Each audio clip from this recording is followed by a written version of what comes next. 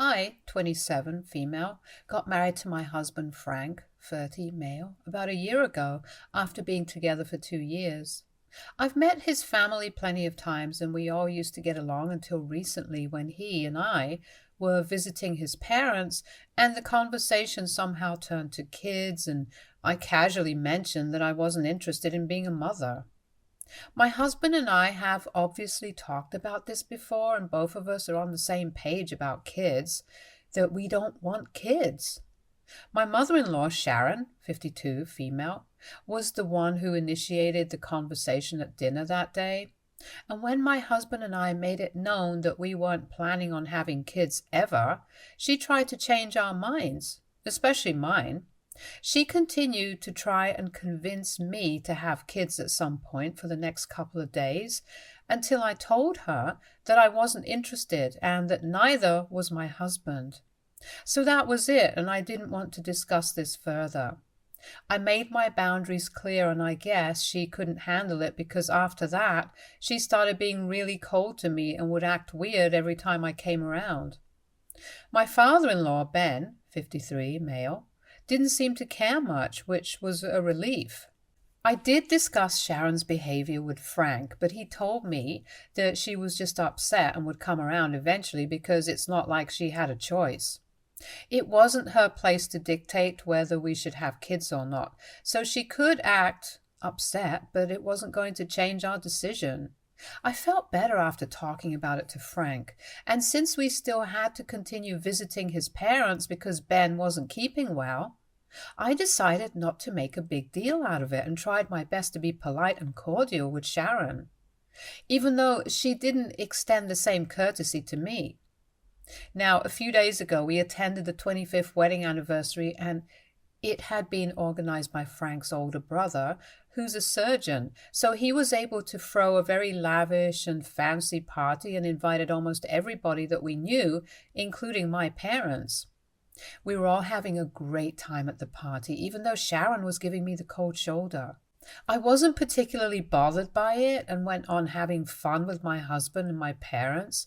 Then it was finally time to cut the cake, which I knew I wouldn't be able to have because it was a chocolate peanut butter cake and I had deathly allergy to peanuts or nuts of any kind for that matter. And it was a pretty nutty cake, which goes perfectly with Sharon's personality, now that I think of it.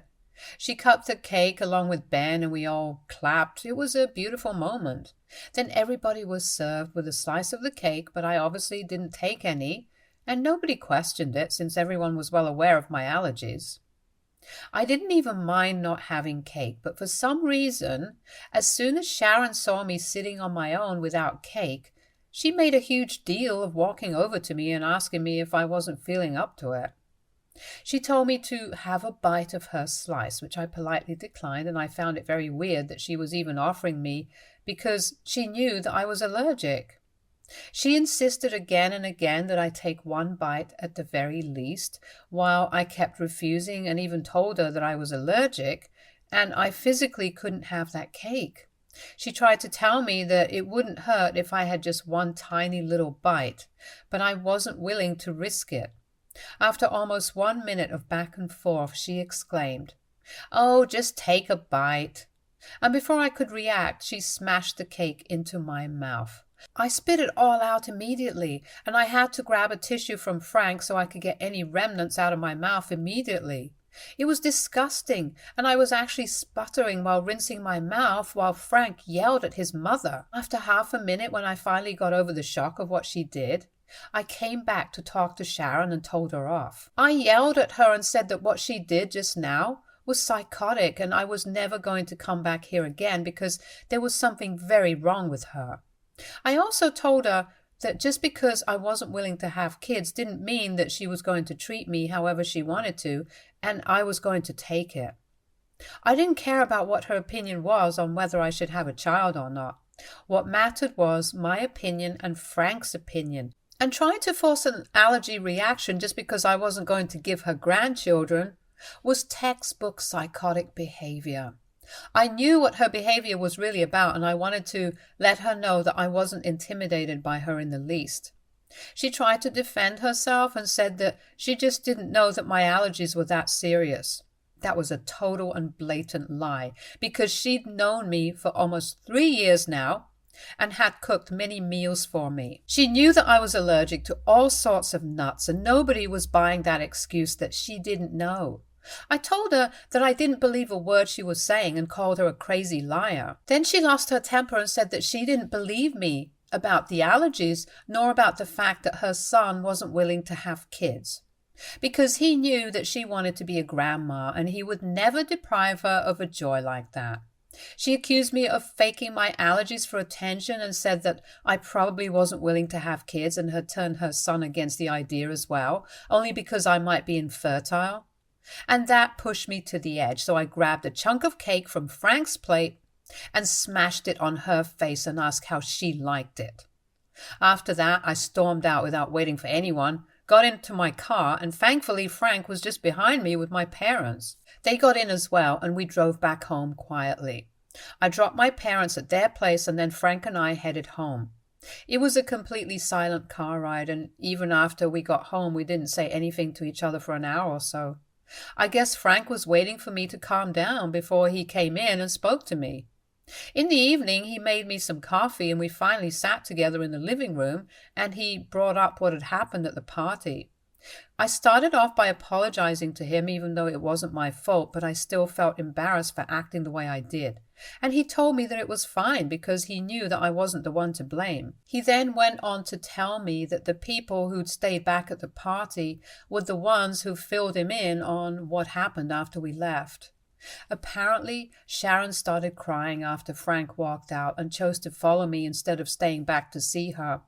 She was playing the victim, and her family was lapping it all up, calling me the most derogatory names in the book and accusing me of trying to take Frank away from her. The only one who called her out on her BS was Ben, surprisingly, since he usually tended to stay away from family drama, especially when it involved his wife.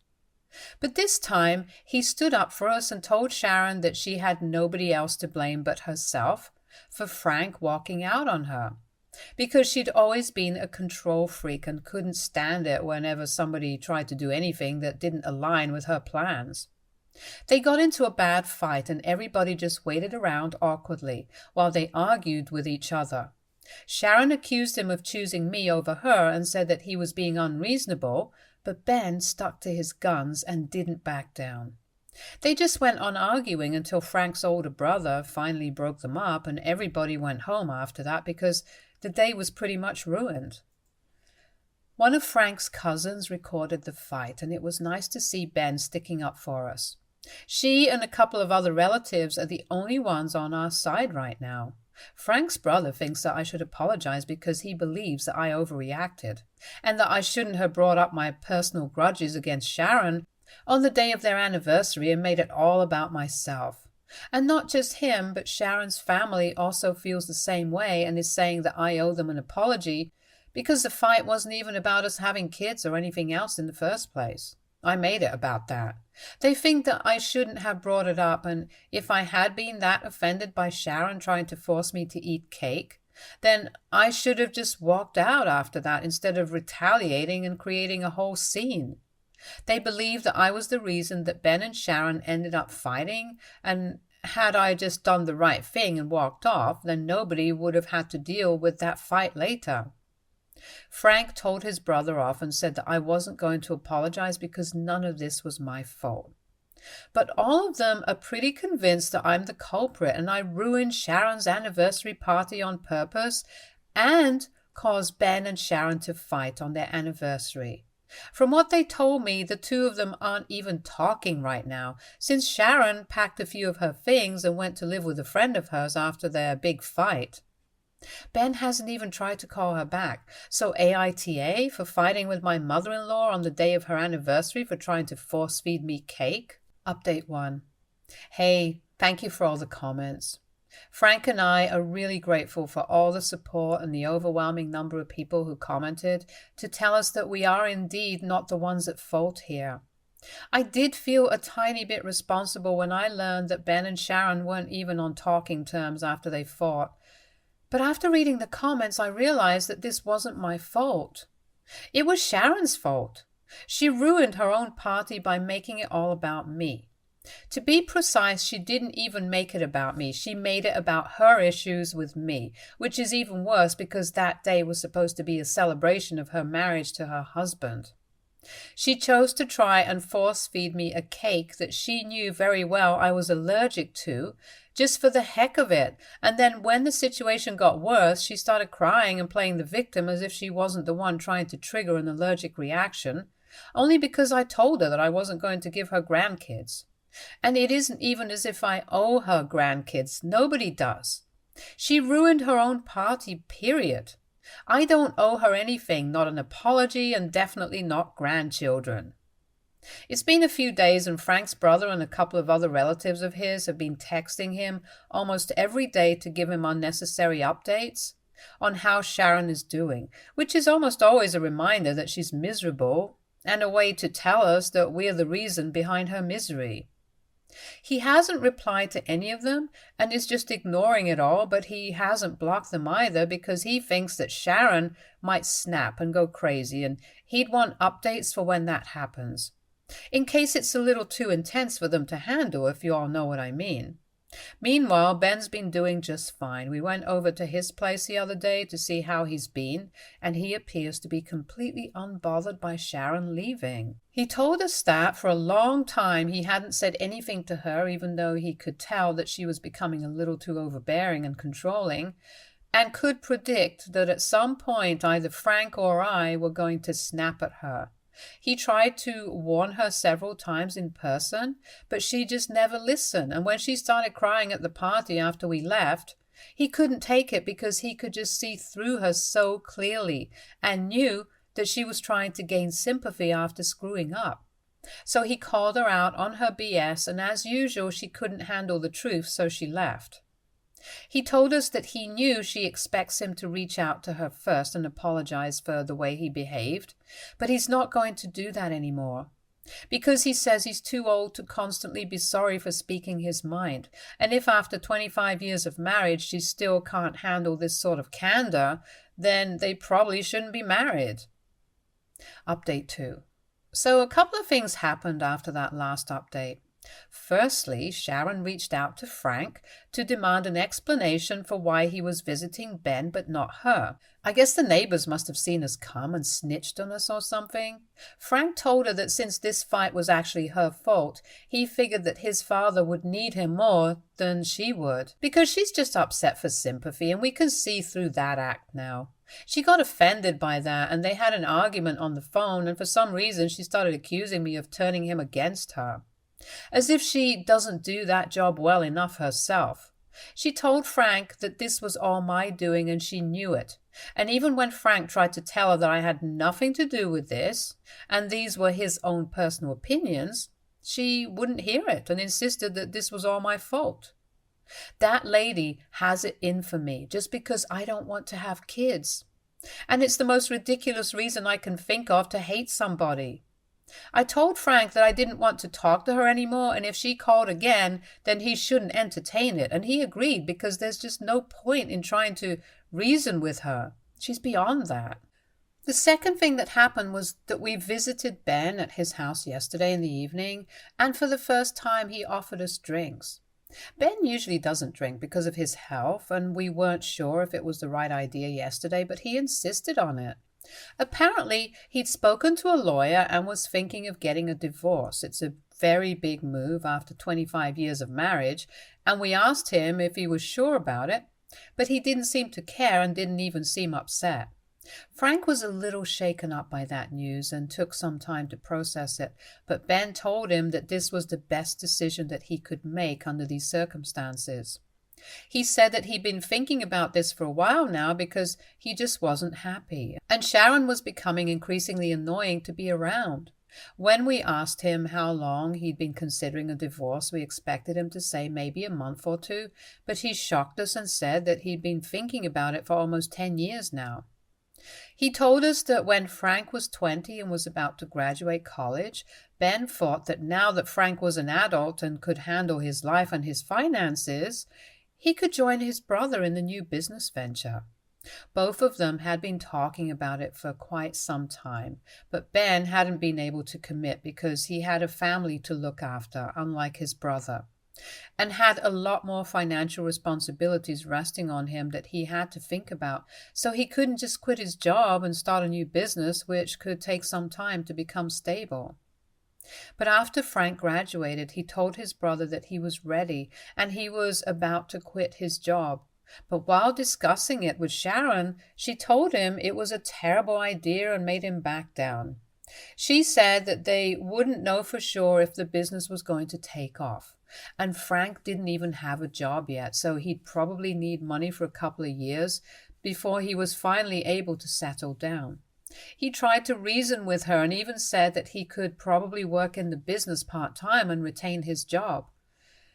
But she made him give up the idea altogether, and now his brother, who runs the business on his own, is earning almost 3 times the amount that he makes.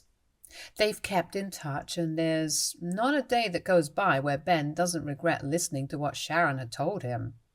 She hadn't even tried to talk to him, but had given him an ultimatum that if he took his brother up on that offer, then she'd take Frank and leave him, which forced him to give up on that idea.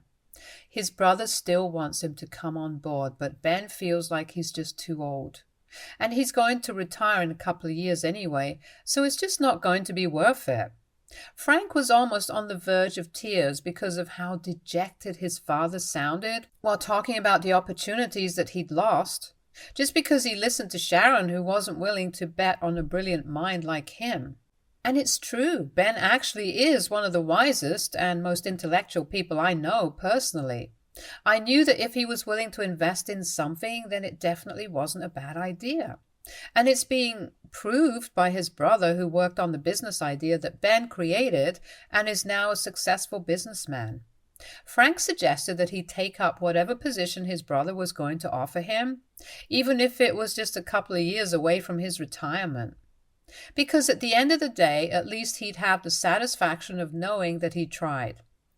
Ben argued that it was too late for him and said that the position was not a problem because his brother was ready to make him a partner in the firm, but he was just not into it anymore.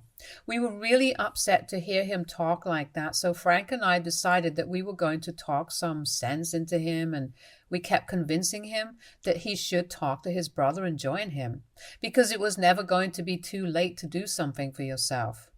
It was corny and preachy, but after a while we managed to convince him to at least contact his brother about this and talk to him about it, which is good. As for the divorce, we're obviously going to be supporting him in it. Sharon can't just try and control everybody's lives around her and think that it's completely fine and she can get away with it. The way she treated Ben wasn't fair, and what she did to me and Frank recently is also not fair, and she needs to know and learn that she can't just push people around and bully them into doing what she wants them to do. It finally makes sense why Ben was so upset when she was trying to humiliate us at the party, all because we weren't willing to obey her orders. And even after all of this, she still has the audacity to pretend like she's somehow the victim in the situation. I don't even feel bad for her anymore, because she's shown us that she doesn't deserve any sympathy from anyone. And all the people who are feeding into her delusions of her being the long-suffering, tragic victim are probably just fools, or they only want drama, and that's about it. Update 3. Ben and his lawyer filed a petition today, and Frank was with them. He told me that Ben was really relieved, and they went out for celebratory drinks afterward.